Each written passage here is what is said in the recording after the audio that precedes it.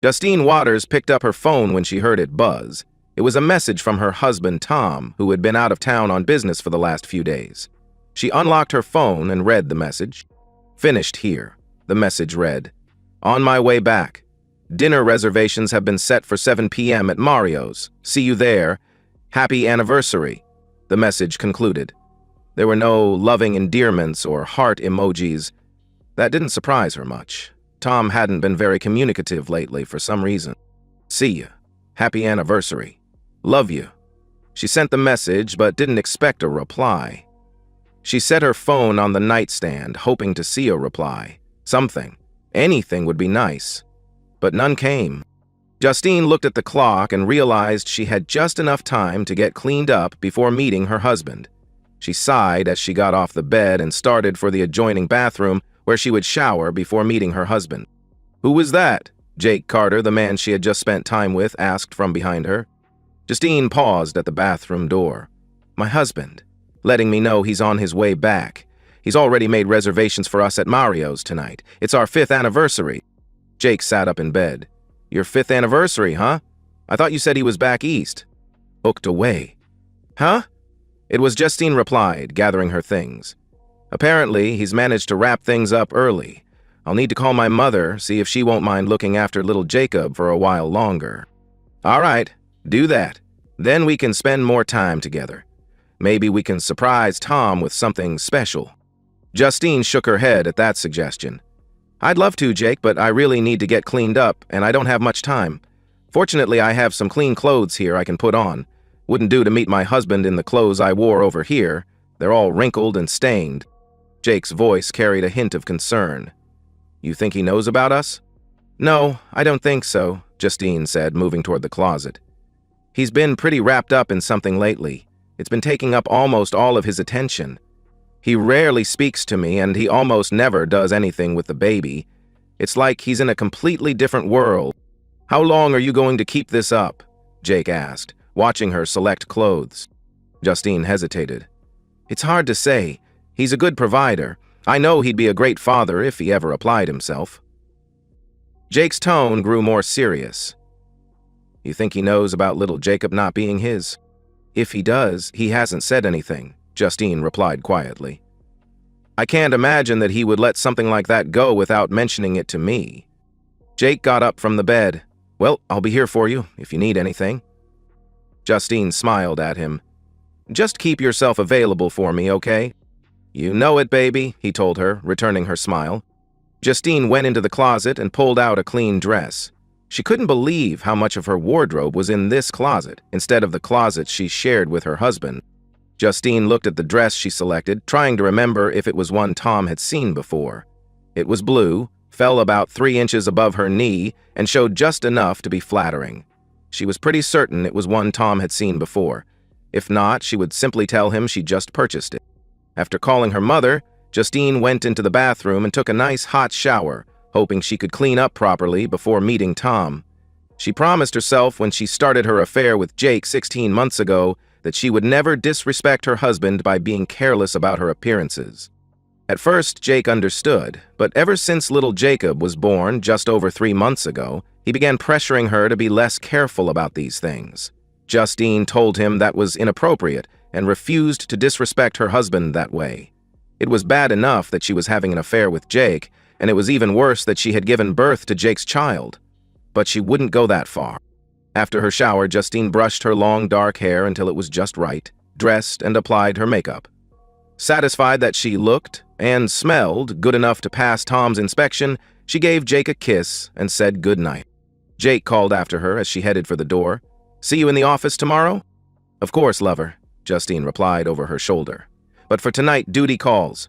She grabbed her purse and left the room. Tom Waters took a drag off his cigarette as he sat in his Escalade in the parking lot across from Mario's. He just received a message from one of the private investigators working for him. Justine had just left the luxury condo owned by Jake Carter, her lover of nearly a year and a half. He looked at the photo the PI sent and took in the blue dress she was wearing. It wasn't the same dress she wore when she went to Carter's condo earlier that day, and it was certainly not one Tom had seen before. He wasn't surprised. Justine was right about one thing. Tom had been back east, but he returned a day ago. He had been told in no uncertain terms that he had a serious security breach that had to be dealt with, immediately. If he didn't deal with it, he was told, they would. They, of course, being a federal agency the public was not allowed to know even existed. Tom remembered how nervous he felt sitting in the office of the one-eye man he knew only as Alpha One. Only a handful of people were even allowed to know the man's name. And Tom wasn't on the list. "You have a serious problem, Waters," the man said, moving his head in a way that reminded Tom of the actor who once played Moses. "And when you have a problem, we all have a problem. Deal with it, quietly, or I will." "Yes, sir," Tom said. He was smart enough to know that was the only answer Alpha One would accept, and he also knew Alpha One had no qualms about making people disappear. He had heard stories of how Alpha One once had an entire beach estate eliminated, along with everyone inside. Tom shivered at the thought. Justine thought Tom was just a glorified salesman who traveled around the country hawking his wares to various companies looking to upgrade their security systems. But Tom was much more than that. Sure, he actually did sell security equipment, and he oversaw the installation, but he was more than that. Much more. The equipment he sold and installed was equipped with special circuitry that gave Alpha One's monitors insight into nearly everything those companies did, who they took on as customers, what they did with their profits, everything. And Tom knew the breach Alpha One spoke of was his wife of 5 years, Justine. Well, 5 years as of today, that is. For about the last year and a half, she had been involved in an affair with Jake Carter, one of the senior partners at the law firm where she worked as a paralegal. Tom didn't know all the particulars until fairly recently, primarily due to the fact that he spent a great deal of time traveling for work. But he did notice a few things had been off between them for a while. By the time he learned the specifics of the affair, Justine announced her pregnancy. The lawyer Tom spoke to told him that no judge in this state would even entertain a divorce as long as Justine was pregnant. If the child turned out to be his, he would be on the hook for child support, along with maintenance, regardless of the prenuptial agreement they both signed. At least he didn't have to worry about the house, which was already his when they married. Tom gritted his teeth and remained silent throughout her pregnancy and nearly lost it when she named the boy Jacob, after his biological father. Immediately after the boy was born, Tom asked for a DNA test. He wasn't surprised to learn the boy wasn't his. Looking at his watch, Tom knew that Justine would arrive soon. He saw a man in a khaki jacket standing by the door to Mario's with a woman carrying a briefcase and knew that was his cue. He drove across the street and parked. Grabbing his ever-present briefcase, he walked to the front door, nodding slightly to the two people by the door. Tom spoke quietly to the woman at the door and was soon sitting in a corner booth. The khaki-clad man and the woman with him sat at another booth within earshot. Tom thanked the waitress for the water and started looking over his menu. He detected Justine's presence at the table and set his menu down. He stood as she slid into the booth across from him. "Good evening, Justine," Tom said formally. "You look very nice this evening." "Thank you, Tom," she said, smiling nervously. Tom's eyes lingered on her outfit. "I don't recall seeing that dress before. Is that something new?" Yeah, I just picked it up," Justine replied quickly. "Do you like it?" "Yes, it really brings out your eyes," he told her with a slight smile. After they finished ordering, they heard music playing from a different area of the establishment. Mario's was more than a restaurant. It also featured a dance floor and cocktail lounge. "It sounds like they're playing our song," Justine said hopefully. Tom knew that was her way of saying she wanted to dance. What the heck, he thought. This was their anniversary, even if it would be their last. "Care to dance?" Tom asked, extending his hand. "Don't mind if I do," Justine said, holding out her hand. Tom took her hand and led her to the dance floor. They danced in each other's arms, but Justine couldn't help but notice that Tom was keeping a bit of distance between them, almost as if he could barely stand to touch her. The song finally over, Tom escorted her back to the booth. By then, their food had arrived, and they began eating. "Is something wrong, Tom?" Justine asked, studying his face. "You seem so distant. This is supposed to be our anniversary." "Yes, it is," Tom replied calmly. The fact is, your dress smells like it's been hanging in Jake Carter's closet for quite a while. And try as you might, you weren't quite successful in removing his scent from yourself." Justine's eyes widened. "What? Jake Carter, are you serious?" "Yes, you know Jake Carter," Tom continued evenly. "One of the senior partners at the law firm where you work." "Of course I know who he is," Justine said defensively. "I certainly hope so," Tom said, his voice growing colder. "After all, you've spent enough time with him, and he is little Jacob's biological father." Justine's face went pale. "What are you saying? That's outrageous. I will not sit here and be spoken to like this." "Actually, you will," Tom said firmly. "You will sit there and absorb whatever I choose to say to you, especially after what you've been doing for the last 16 months. "What? I don't know what you're talking about," Justine stammered. "Sure you do," Tom said, reaching into his briefcase. "Let's start with this." He dropped a sheet of paper in front of her. Justine stared at the document. "What's this?" "This is the result of a DNA test I had done on your child," Tom explained coldly. "According to this, Jacob is not my son. The sheet under it is another DNA test that proves the biological father is none other than your lover, Jake Carter, the man you named Jacob after." Justine's voice was barely a whisper. "How did you get Jake's DNA?" "That was easy," Tom replied matter-of-factly. "You've been bringing evidence home with you at least 3 nights a week. But there's more." He pulled out a thick folder and dropped it on the table. "What's this?" Justine asked, her hands shaking. "A copy of every email, text message, and direct message between you and Jake over the last 16 months, Tom said. "I hate to break it to you, but there really is no such thing as privacy online anymore." Justine tried to regain her composure. "Okay, I admit it. Jake and I had a relationship once, but that was it. And it was just companionship. It didn't mean anything. Not really." "Is that a fact?" Tom asked skeptically. "Please turn to page 75 and look about halfway down the page until you find the passage I highlighted. Tell me what you see." She flipped the pages until she got to the one Tom referenced. Her face went white as she read her own words to Jake. "I'm waiting," Tom said impatiently. "I'm reading it," Justine whispered. "Out loud," Tom demanded. "I want to hear you say the words you wrote to him." She gulped and looked back at the page. "Please, don't make me do this." "Either you do it or I will," Tom said coldly. "And if I do it, I promise I won't care who hears." Tears falling down her face, Justine looked back at the paper and began reading the words Tom highlighted. "I love what you do for me, Jake. I haven't felt so wonderfully cared for as I have these last 16 months. I can't wait until we can be together properly. I love being with you, even more than with Tom, and I look forward to the next time we can be together." Tom's voice was bitter. "In all the time we were married, I don't recall you ever once speaking to me like that." Justine looked up desperately. "Is this all you have?" "No," Tom replied. "I have pictures, audio, and video, hours upon hours of evidence." "You must really hate me," Justine said quietly as she pushed her food around on her plate.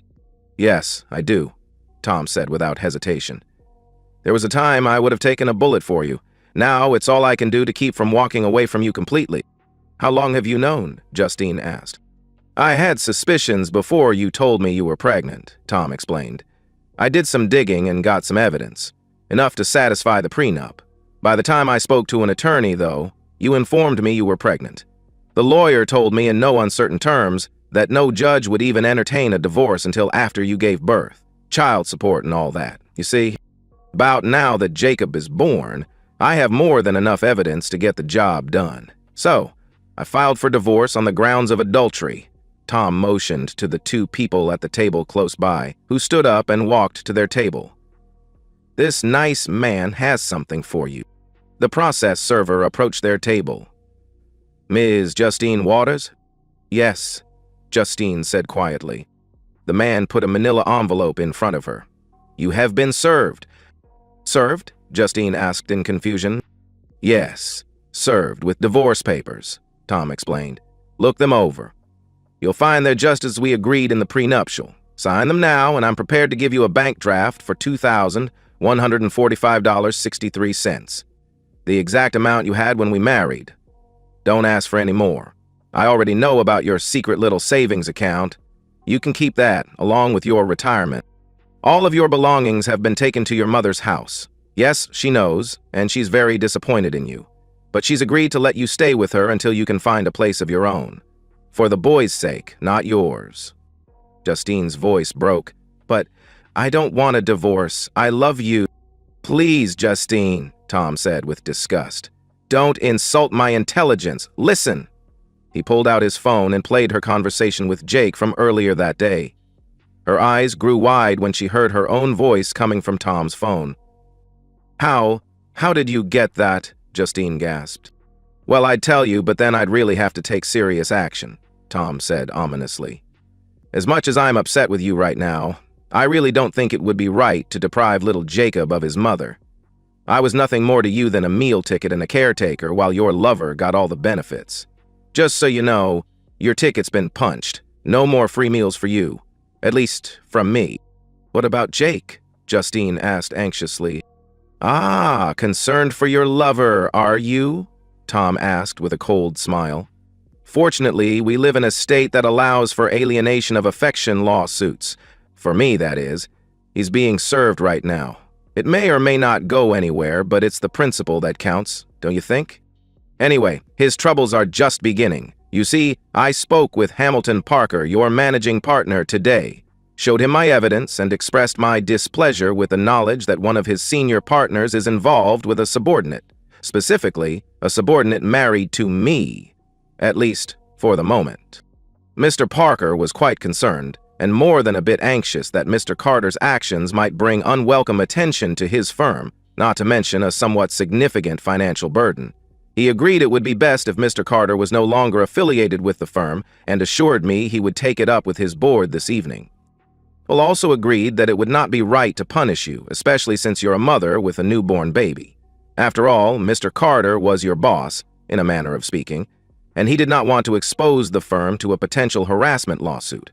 Given your work history there, he agreed it would be best to keep you on board, at least for the time being. But I assure you, Mr. Carter's troubles are just beginning. How much do you know about your lover? I mean, really know. What are you talking about? Justine asked, confusion evident in her voice. I'm talking about his clients, Tom said, leaning forward. The people he does business with. Who he really represents, that is. And what he does when he's not spending time with you. What do you know about that? I don't know, Justine replied shakily. He doesn't talk about any of that with me. Probably a good thing, Tom said with a dangerous smile. Let's just say your Jake Carter has a very interesting clientele. The kind that attracts the attention of certain federal agencies. Agencies that can make a person disappear without a trace. You follow what I'm saying? You're scaring me, Tom, Justine whispered. And you should be scared, Tom replied seriously. Scared enough to stay away from Jake Carter, because he is going down, and if you're anywhere near him when it happens, you'll go down as well. Who are you, Tom, really? Justine asked, studying his face with new eyes. He smiled, nodding his head at the paperwork in front of her. Sign the papers, Justine, and end this charade now. I've probably told you far too much already, and by the way, your credit card has been canceled and your house key no longer works. I had the locks changed today while you were with Jake. I've also taken care of the bank account, so you no longer have access to that. Given that you put half of your earnings into your own secret account, that shouldn't be an issue for you anyway. You have been busy, haven't you? Justine said with bitter resignation. Tom shrugged his shoulders indifferently. Defeated, Justine looked the divorce papers over and saw they were just as Tom had said. She signed the papers and handed the pen back to Tom. He smiled as he took the pen and looked the papers over. The process server witnessed the signatures, and the woman with him notarized the signed paperwork. Tom handed the papers back to the process server. I'll see these get to your lawyer, Mr. Waters, the process server said. Thank you, Tom replied curtly. After they left, Tom turned back to Justine. I believe you need to surrender your rings. Do I have to? Justine pleaded. I love those rings. Apparently not enough to stay faithful to our marriage, Tom said coldly. Justine tearfully removed her wedding and engagement rings and put them on the table. He put them in his pocket before addressing her. "I believe our business here is concluded." "Concluded?" Justine asked in disbelief. "That's all you have to say?" "What more needs to be said?" Tom replied dismissively. "Why did you do this on our anniversary?" Justine demanded. "Do you know how humiliating this was for me? Do you know how humiliating it was for me to learn that you'd been having an affair all this time?" Tom shot back. "And how humiliating it was to learn Jacob wasn't even my son? And how humiliating it was when I learned you were with Carter on our anniversary? Don't even go there with me. We're done. We're finished. Goodbye, Justine. I never want to see your face again." With that, he turned back to his meal, not looking at Justine, who wiped her face. The waitress came by and asked if everything was all right. "Yes, the meal is excellent as always," Tom said to the waitress. "I'll take care of the check, and I believe the lady will take her food to go, please." "Yes, sir," the waitress said, leaving to get a box for Justine's meal. She came back a few moments later and put the rest of Justine's meal in a container. Tom handed the waitress his credit card and paid for the meal as Justine gathered her things. After the waitress finished, Justine looked at Tom one last time. "And that's it?" she asked desperately. "That's it," Tom said with a wave of his hand. She couldn't believe the way he just dismissed her. "I'm sorry, Tom." He looked up from his meal before speaking. "Well, on that we can both agree. Good day now. Tell your mother I said hello. Oh, and happy anniversary," he added with a slight smile. Justine, not believing the calm manner in which her husband basically just dismissed her, ran from the table sobbing. Tom smiled, then turned back to his meal. He saw a few of the patrons looking at him with disapproval, but only smiled back, shrugging his shoulders. He may have been calm and collected on the outside, but inside, he was an emotional wreck. 5 years, down the drain. At least, now the worst was over. Tom managed to get through the next few days without incident. It wasn't easy. He did love Justine at one time, and it hurt that he had to deal with her the way he did. But he figured it was better to do that than lose control the way he was tempted to. Then came the day he heard the banging at his front door. He was in his master bedroom upstairs and looked out the window to see Carter's sports car in his driveway. He had a feeling something like this would happen, so he had some additions added to his house at Alpha One's insistence. He went downstairs and opened the door. Sure enough, it was Jake Carter. And he was angry. Tom backed up as Carter pushed his way inside. "You terrible person!" Jake screamed, his face red with rage. "You cost me my job, and Justine won't even talk to me. I'm gonna make you pay for this." He advanced on Tom until he saw 15 tiny red dots suddenly appear on his shirt. "Intruder alert!" screamed an electronic voice from speakers embedded in the walls. "Do not move." "What the heck is this?" Jake screamed, panic replacing his anger. He reached up with his hands as though brushing the dots away. Suddenly, there was the staccato sound of something being fired, like an air rifle. As Jake looked down, he saw 15 darts sticking out of his body. He reached up, but never made it. His eyes rolled up into his head, and his body collapsed to the floor. "I don't think you're going to be threatening anyone today, Carter," Tom said calmly as he grabbed his phone. He pressed an icon on the phone and heard a man's voice. "Operator 715,463. Clean up on aisle 15, Tom said into the phone. "Clean up on aisle 15, copy that," came the reply. Tom pressed another icon, and the systems that just shot Jake full of tranquilizer darts rotated and retracted back into the ceiling. When the doors closed on the systems, no one could tell that anything was there. Tom smiled, happy that the new security system worked as advertised. A few minutes later, a white unmarked van pulled into the driveway. Several men in protective suits came into the house and dragged Jake's unconscious body out of the house. One of them grabbed Jake's keys and got into the sports car. Within a couple minutes, the van and Jake's sports car were gone. Tom closed the door and went about his business. A few days later, after Tom had purchased a caramel mocha at a local coffee shop, he was stopped in the street by a large man in a dark suit and sunglasses. "Alpha One wishes to speak with you, Mr. Waters," the large man said tersely. "Now." "All right," Tom said, a bit put off by the man's attitude. He followed the man to a long black limousine parked on the side of the street and got inside after the man opened a back door. "Wesser, glad to see you're out and about," Alpha One said after the door was closed. Yes, sir, I have a lot to do," Tom replied nervously. "Please, Tom," Alpha One said with a slight smile. "When it's just us, you can call me Regis. I wanted to give you an update on Mr. Carter." "He's talking freely." "Thank you, Alpha. Reggie," Tom said, correcting himself. "So, he's telling you everything you need?" "Oh yes, he did that right off the bat," Regis replied. "But he's literally behaving strangely right now. Seems the combination of those tranquilizer darts in your new security system and the serum we used to extract the information we needed affected his mental state. Right now, he's in a secure facility acting quite peculiarly." "Oh?" Tom said, unsure how to respond. Regis pulled an envelope out of his jacket pocket and handed it to Tom. "We did get him to settle with you out of court before he became too incompetent to sign his own name.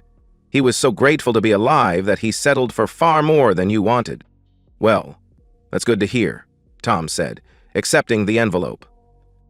"By the way, I want you to know that I'm really impressed with that new system of yours," Regis continued. "Now that we've got what we need from Carter, I'm glad you didn't use the more lethal security measures I suggested."